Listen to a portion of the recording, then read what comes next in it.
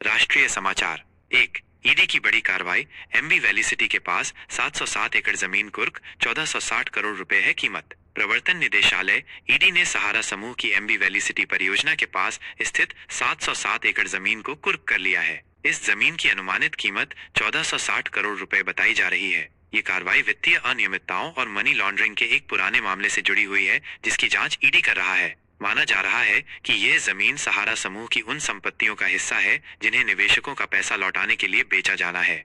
दो, दिल्ली एयरपोर्ट पर 450 से अधिक उड़ानें लेट। खराब मौसम के कारण यात्रियों को भारी परेशानी का सामना करना पड़ा। दिल्ली के इंदिरा गांधी अंतर्राष्ट्रीय हवाई अड्डे पर आज खराब मौसम के कारण उड़ानों का संचालन बुरी तरह प्रभावित हुआ। घने कोहरे और तेज हवाओं के चलते 450 से अधिक उड़ानें विलंबित हुईं, जिससे हवाई अड्डे पर यात्रियों को भारी असुविधा हुई। कई यात्रियों को घंटों तक इंतजार करना पड़ा और कुछ उड़ानों को अन्य हवाई अड्डों की ओर मोड़ दिया गया। मौसम विभाग ने अगले कुछ घंटों तक मौसम की स्थिति ऐसी ही बने रहने की संभावना जताई है। तीन, वक्फ संशोधन कानून पर विवाद। केंद्रीय मंत्री किरेन रिजिजू ने इस कानून पर बात की। बंगाल में हिंसक प्रदर्शन जारी। वक्फ संशोधन कानून 2024 को लेकर देश के कुछ हिस्सों में विवाद बढ़ता जा रहा है। केंद्रीय अल्पसंख्यक मामलों के मंत्री किरेन रिजिजू ने आज इस कानून की आवश्यकता और इसके प्रावधानों पर बात की। उन्होंने कहा कि ये कानून वक्फ संपत्तियों के बेहतर प्रबंधन और दुरुपयोग को रोकने के लिए लाया गया है।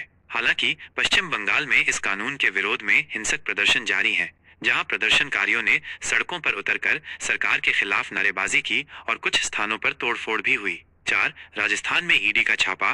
पूर्व मंत्री प्रताप सिंह खाचरियावास के घर सुबह सुबह एजेंसी की टीम पहुंची। प्रवर्तन निदेशालय ईडी ने आज सुबह राजस्थान के पूर्व मंत्री प्रताप सिंह खाचरियावास के आवास पर छापा मारा। ईडी की टीम सुबह सुबह उनके जयपुर स्थित घर पहुंची और तलाशी अभियान शुरू किया। हालांकि अभी तक इस छापेमारी का आधिकारिक कारण स्पष्ट नहीं किया गया है, लेकिन माना जा रहा है कि ये किसी पुराने वित्तीय मामले या भ्रष्टाचार के आरोपों से संबंधित हो सकता है। इस घटना से राज्य की राजनीतिक गलियारों में हलचल मच गई है।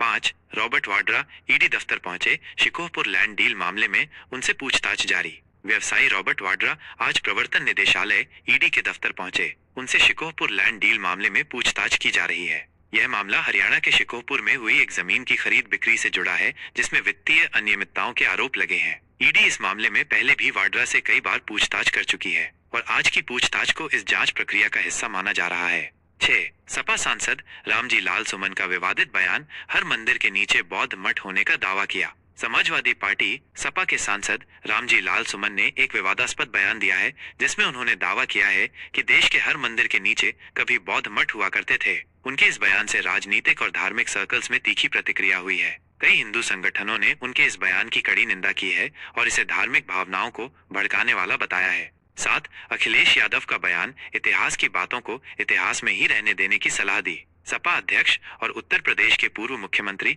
अखिलेश यादव ने रामजी लाल सुमन के बयान पर प्रतिक्रिया देते हुए कहा कि इतिहास की बातों को इतिहास में ही रहने देना चाहिए। उन्होंने वर्तमान की चुनौतियों पर ध्यान केंद्रित करने और सामाजिक सद्भाव बनाए रखने की आवश्यकता पर जोर दिया। उनका ये बयान सुमन के बयान पर पार्टी की आधिकारिक राय के तौर पर देखा जा रहा है। 8, बंगाल हिंसा में बांग्लादेशी घुसपैठियों की भूमिका। सामने आई जानकारी के अनुसार पश्चिम बंगाल में हाल ही में हुई हिंसा की घटनाओं को लेकर नई जानकारी सामने आई है। कुछ सूत्रों के अनुसार इन हिंसक प्रदर्शनों में बांग्लादेशी घुसपैठियों की भी भूमिका पाई गई है। सुरक्षा एजेंसियां इस पहलू की गहन जांच कर रही हैं कि क्या सीमा पार से आए लोगों ने इन घटनाओं को भड़काने या उनमें भाग लेने में कोई भूमिका निभाई। इस खुलासे से राज्य की सुरक्षा व्यवस्था को लेकर चिंताएं और बढ़ गई हैं। 9, दिल्ली में बढ़ी स्कूल फीस का विरोध। पेरेंट्स सीएम रेखा गुप्ता से मिले।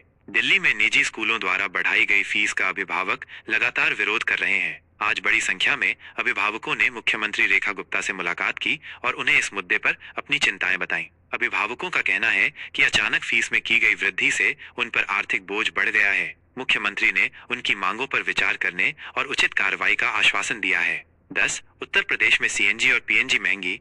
बुधवार सुबह से नई दरें लागू होंगी। उत्तर प्रदेश में कंप्रेस्ड नेचुरल गैस सीएनजी और पाइप नेचुरल गैस पीएनजी की कीमतों में बढ़ोतरी की गई है। नई दरें बुधवार सुबह से लागू होंगी। इस बढ़ोतरी से वाहन चालकों और घरेलू उपभोक्ताओं पर सीधा असर पड़ेगा। राज्य सरकार ने अंतर्राष्ट्रीय बाजार में गैस की कीमतों में वृद्धि को इस बढ़ोतरी का कारण बताया है। अंतर्राष्ट्रीय समाचार। 11, ट्रंप का हार्वर्ड यूनिवर्सिटी पर एक्शन। $2.2 बिलियन की मदद रोकी। अमेरिका के पूर्व राष्ट्रपति डोनाल्ड ट्रंप ने हार्वर्ड यूनिवर्सिटी पर बड़ा एक्शन लिया है। उन्होंने विश्वविद्यालय को दी जाने वाली $2.2 बिलियन की वित्तीय सहायता रोक दी है। ट्रंप का ये कदम विश्वविद्यालय में कथित तौर पर एंटी अमेरिकन और एंटी इजराइल भावनाओं को बढ़ावा देने के आरोपों के बाद आया है। इस फैसले से हार्वर्ड यूनिवर्सिटी के वित्तीय संसाधनों पर बड़ा प्रभाव पड़ने की संभावना है। 12 चीन का अमेरिका को झटका। विश्व टैरिफ वॉर के बीच जिनपिंग ने चाइनीज एयरलाइंस को फरमान सुनाया। विश्व व्यापार युद्ध के बीच चीन के राष्ट्रपति शी जिनपिंग ने चीनी एयरलाइंस को एक महत्वपूर्ण फरमान सुनाया है। उन्होंने एयरलाइंस को अमेरिकी विमान निर्माताओं से नए विमानों की खरीद को कम करने और घरेलू स्तर पर बने विमानों के उपयोग को बढ़ावा देने का निर्देश दिया है। इस कदम को अमेरिका पर चीन के आर्थिक दबाव की रणनीति के तौर पर देखा जा रहा है। 13 सऊदी अरब से भारत को झटका। प्राइवेट हज कोटे में 80% तक की कटौती। सऊदी अरब ने भारत के प्राइवेट हज कोटे में भारी कटौती की है। इस साल प्राइवेट टूर ऑपरेटरों के माध्यम से हज पर जाने वाले लोगों के कोटे में 80% तक की कमी कर दी गई है। इस फैसले से भारत के हज यात्रियों और प्राइवेट टूर ऑपरेटरों को बड़ा झटका लगा है। सऊदी अरब ने इस कटौती का कोई स्पष्ट कारण नहीं बताया है। 14 बेल्जियम में मेहुल चौकसी गिरफ्तार। पीएनबी घोटाले के आरोपी के प्रत्यर्पण की कवायद तेज। पंजाब नेशनल बैंक पीएनबी घोटाले के मुख्य आरोपियों में से एक मेहुल चौकसी को बेल्जियम में गिरफ्तार कर लिया गया है। चौकसी एंटीगुआ और बारबुडा की नागरिकता लेने के बाद से वहीं रह रहा था। उसकी गिरफ्तारी के बाद भारत सरकार ने उसके प्रत्यर्पण की प्रक्रिया तेज कर दी है ताकि उसे भारत लाकर घोटाले के मामले में मुकदमा चलाया जा सके। 15 यूक्रेन में अमेरिकी फाइटर जेट F-16 ढेर रूसी मिसाइल ने किया कमाल। यूक्रेन में एक बड़ा घटनाक्रम सामने आया है जहां दावा किया गया है कि रूसी मिसाइल ने एक अमेरिकी निर्मित F-16 फाइटर जेट को मार गिराया है। हालांकि इस दावे की स्वतंत्र रूप से पुष्टि नहीं हो पाई है, लेकिन अगर ये सच है तो ये यूक्रेन के लिए एक बड़ा नुकसान होगा, जिसे हाल ही में ये आधुनिक लड़ाकू विमान मिले थे। इस घटना से क्षेत्र में तनाव और बढ़ सकता है। 16 सूडान में शरणार्थी शिविर पर हमला। 300 आम नागरिकों के मारे जाने की खबर पर संयुक्त राष्ट्र ने चिंता जताई। सूडान में एक शरणार्थी शिविर पर हुए भीषण हमले में लगभग 300 आम नागरिकों के मारे जाने की खबर है। संयुक्त राष्ट्र ने इस घटना पर गहरी चिंता व्यक्त की है और सभी पक्षों से नागरिकों की सुरक्षा सुनिश्चित करने की अपील की है। यह हमला ऐसे समय में हुआ है जब सूडान में पहले से ही मानवीय संकट गहराया हुआ है और संघर्ष जारी है। 17 अमेरिका के दक्षिणी कैलिफोर्निया में तेज भूकंप। सड़कों पर पत्थर गिरे। अमेरिका के दक्षिणी कैलिफोर्निया में आज तेज भूकंप के झटके महसूस किए गए। रिक्टर स्केल पर भूकंप की तीव्रता 6.5 मापी गई है। भूकंप के कारण कुछ इमारतों को नुकसान पहुंचा है और सड़कों पर पत्थर गिर गए हैं। हालांकि अभी तक किसी बड़े जानमाल के नुकसान की खबर नहीं है। प्रशासन ने लोगों से सतर्क रहने और सुरक्षा निर्देशों का पालन करने की अपील की है।